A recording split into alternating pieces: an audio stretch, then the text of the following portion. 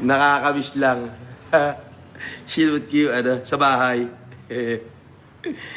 Ay, nakakamiss lang.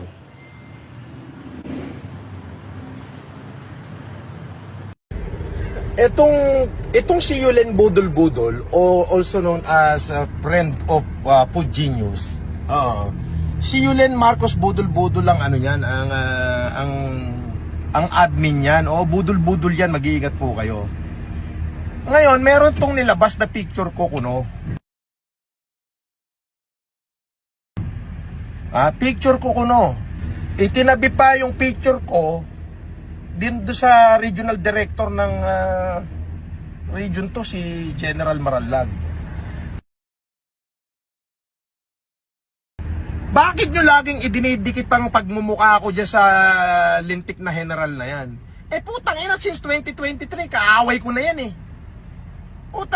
totoo, dati kaibigan ko. Pero ngayon kaaway ko yan, tsaka wag nyo idinidikit ang pangalan ko dyan. Unang-una, wala akong pakialam dyan sa general na yan. Kalaban ko yan gusto mo, hamunin mo, suntukan kaming dalawa, pwede lang ako dyan. Huwag nyo idinidikit ang pangalan ko dyan dahil hindi ko kailangan ng pulis.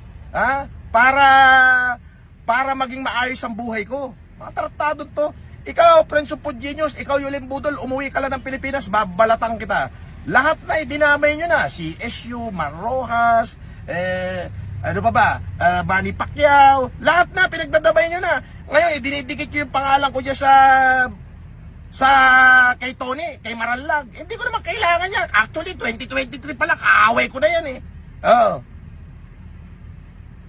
Di ba? Huwag nyo ididikit ang pangalan ko dyan. Dahil ayoko mabahiran ng kapulisan yung pagkatao ko. Tatandaan mo yan. Kaaway ko na yan 2023 pa lang Tapos panayandikit nyo sa... Ilayo nyo yung pagmumukha niya sa pagmumukha ko. Okay? Mas pogi ako dyan. 2023, hindi na kami nag-uusap niyan. Pasko. Pasko, magkagalit kami yan. Kaya wag nyo ididikit ang pangalan ko dyan. At saka kung mag-e-edit kayo ng litrato, galingan nyo naman, bakit full-fledged colonel yung isang uniforme tapos yung isa general? Tanga. Food Genius, magsumbong ka kay Marallag, pagbuhulin ko pa kayong dalawa.